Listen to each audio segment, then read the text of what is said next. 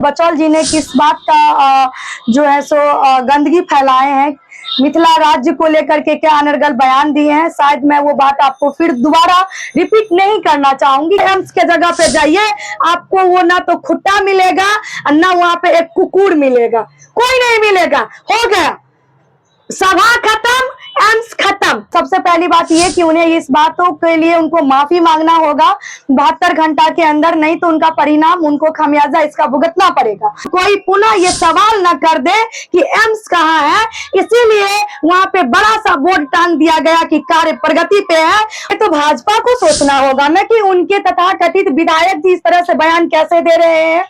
ये तो उनको क्लियर करना पड़ेगा कि वो मिथिला राज्य के विरोधी हैं या समर्थन है। गंगा के उस पार का विकास देख लीजिए और गंगा के इस पार का विकास है। गंगा के पार भी हमारा बिहार है। गंगा अरे भाई पूछ लीजिए किसी से, किसी ने विकास को देखा है, बोलेगा नहीं। लेकिन मगध में विकास मिल जाएगा, लेकिन मिथिला में आपको विकास नहीं मिलेगा देखने को, क्योंकि आपकी तो आदत है सुर्खियों में रहने का। तो आप सुर्खियों में रहिए, लेकिन मिथिला के बारे में ना ना ना एक शब्द भी उल्टा सुनने को तैयार हम लोग नहीं है। मिथिला के लिए जो आपने बयान दिया है उसको पुनः वापस लीजिए, माफी मांगे, नहीं तो लाखों करोड़ों के संख्या में जो मिथिला के लोग हैं वो आपको जवाब देने के लिए तैयार बैठे। एक पार्टी जो मिथिला राज्य की मांग कर रहा हो और कई वर्षों से संघर्ष कर रहा हो, सड़क से लेकर के संसद तक, विधानसभा तक का घेराव कर चुका हो और न जाने कितनी कुर्बानियां वो पार्टी दे चुका हो जो मिथिला राज्य की मांग करता।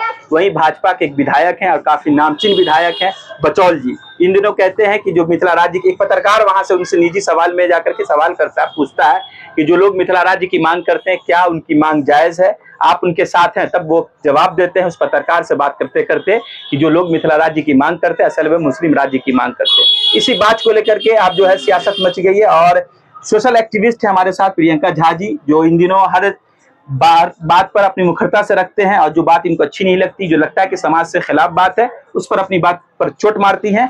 जानने की, समझने की कोशिश करते हैं आपने जो 72 घंटे का समय दिया है बचौल जी को, किस बात को लेकर के दिया है और क्या नाराजगी है आपकी उनसे?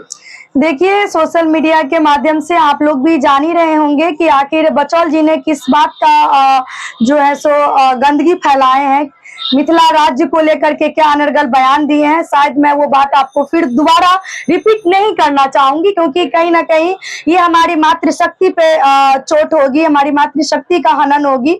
इसलिए मैं नहीं चाहूंगी कि उस बातों को दोबारा मैं दोहराऊं। सबसे पहली बात ये कि उन्हें इस बातों के लिए उनको माफी मांगना होगा 72 घंटा के अंदर, नहीं तो उनका परिणाम, उनको खमियाजा इसका भुगतना पड़ेगा। क्योंकि ये हमारी मातृभूमि है, हमारी मातृशक्ति, हमारा मिथिला राज्य। जो लोग भी हमारे मिथिला वासी हैं, हमारे मिथिला के जो लाखों करोड़ों के लोग हैं, यहाँ के जनसंख्या वाले लोग हैं, वो सभी लोगों के दिल पे उन्होंने ये चोट किया है, आहत किया है, और ये सारे लोग उनको इस चीजों के लिए तैयार बैठे हैं जवाब देने के लिए। आप भी जानते हैं कि मिथिला राज्य कितना जरूरी है हम लोगों के लिए। क्यों जरूरी है? क्या विकास नहीं हो रहा है? अभी प्रधानमंत्री कई सारी योजनाओं का शिलान्यास, सुनिए, शिलान्यास की बात की है, आपके कुछ दूरी पे ही एम्स की बात हुई थी, जो एम्स अब शुरू हो जाएगी, बनना शुरू होने वाली है। जिस दिन प्रधानमंत्री जी का आगमन होने वाला था, उससे एक दिन पहले रात में जाकर के वहां पे बोर्ड टांग दिया गया और लिखा था उसपे कि कार्य प्रगति पे है। और बड़े बड़े टेंट का बांस वहां सब लग गया था, मिट्टी उट्टी खुदाई शुरू हो गई थी। क्यों? क्योंकि बिहार के तमाम गण्यमान्य मंत्री, विधायक, सांसद लोगों की हुमार लगने वाली थी मधुबनी जिला में और उसी रोड से जाने वाले थे। तो कोई पुनः ये सवाल न कर दे कि एम्स कहाँ है, इसीलिए वहां पे बड़ा सा बोर्ड टांग दिया गया कि कार्य प्रगति पे है और 2-3 वर्कर भेज करके खुदाई करवाना शुरू कर दिए। आप पुनः जाकर के एम्स के जगह पे जाइए, आपको वो ना तो खुट्टा मिलेगा ना वहां पे एक कुकुर मिलेगा, कोई नहीं मिलेगा। हो गया, सभा खत्म, एम्स खत्म। तो ये तो सवाल आप उन लोगों से जाके पूछिए जो आ करके भी मिथिला में हमेशा से बड़ा बड़ा भाषण देके जाते हैं, विकास के नाम पर के बड़ा बड़ा चोला पहनाते हैं जनता को और खुद भी पहन के जाते हैं। और हमें और आपको आज तक क्या मिला है, ये किसी से छुपा हुआ नहीं है। जो लोग मिथिला राज्य की मांग कर रहे हैं या जिन लोग की ख्वाहिश है कि मिथिला राज्य हो, अगर विकास का मिथिला का होना है तो मिथिला राज्य को बनाना ही होगा। लेकिन क्या लगता है कि भाजपा के विधायक जिस तरह से तेज बचौल साहब बयान देते हैं, तो क्या भाजपा भी इस बात से सहमत नहीं है कि मिथिला राज्य बने? आपको लगता है कि भाजपा नहीं चाह रही? ये तो भाजपा को सोचना होगा ना कि उनके तथाकथित विधायक जी इस तरह से बयान कैसे दे रहे हैं।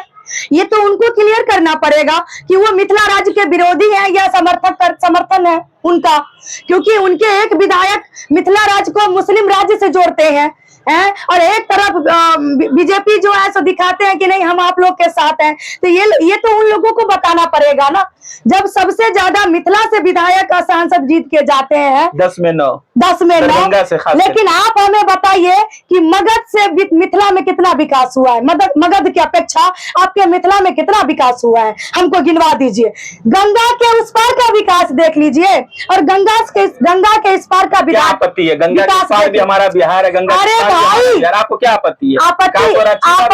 आपत्ति इस बात का है कि जिस लिए हम आपको वोट देते हैं, यहाँ से अधिक संख्या में जिता के आपको सदन या विधानसभा भेजते हैं, विकास के नाम पे आप आते हैं और मिथिला में खुद ही कहते हैं कि मिथिला के विकास के बगैर बिहार का विकास संभव नहीं है और बिहार के विकास के बिना देश का विकास संभव नहीं है। तो फिर मिथिला के साथ सौतेला व्यवहार क्यों? 6 महीना बाद और 6 महीना यहाँ त्राहिमाम सुखाड़ से हम लोग जो है सो यहाँ पे त्राहिमाम करते रहते हैं। तो ये विकास के नाम पे इतना बड़ा धब्बा क्यों हम लोग पहने? जब सबसे ज्यादा वोट हम लोग दे के बेचते हैं तब तो विकास हमें मिलना चाहिए ना। आप जाके विकास को रोड पे ढूंढिए, आपको कहीं दूर दूर तक नजर नहीं आएगा।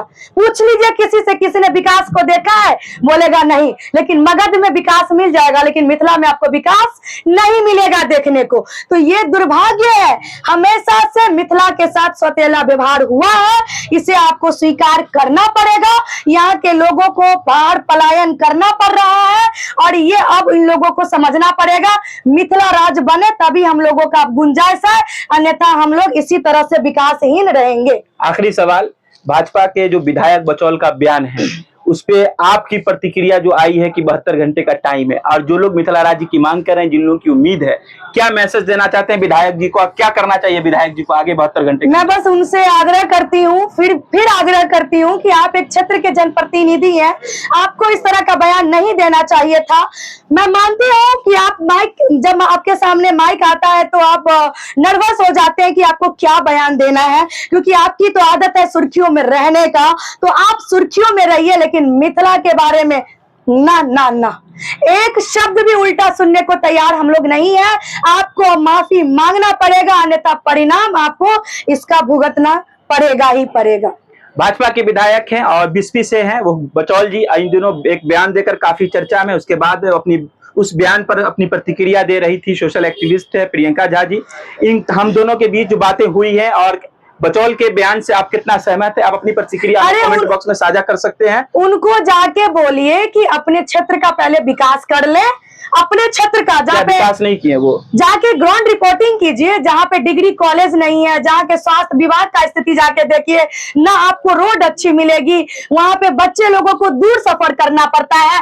तो जिसपे उनको बात करनी चाहिए, शिक्षा पे बात करनी चाहिए, रोजगार पे बात करनी चाहिए, स्वास्थ्य पे बात करनी चाहिए, उस पे तो ये लोग बात करेंगे नहीं और जनता से तो उम्मीद भी नहीं है कि उनसे ये सवाल भी करेंगे। लेकिन इनको क्या है कि जनता के बीच हम कैसे रहे, इसीलिए ऐसे अनर्गल बयानबाजी करते रहते हैं। तो मैं बस इतना ही कहूंगी कि आप अपने बयान ने जो आप मिथिला के लिए जो आपने बयान दिया है उसको पुनः वापस लीजिए, माफी मांगे, नहीं तो लाखों करोड़ों के संख्या में जो मिथिला के लोग हैं वो आपको जवाब देने के लिए तैयार बैठे हैं। अपनी राय जरूर हमें साथ साझा कीजिएगा। खबर से जुड़े इसके लिए आपका विशेष रूप से बहुत बहुत धन्यवाद। जय हिंद, जय बिहार।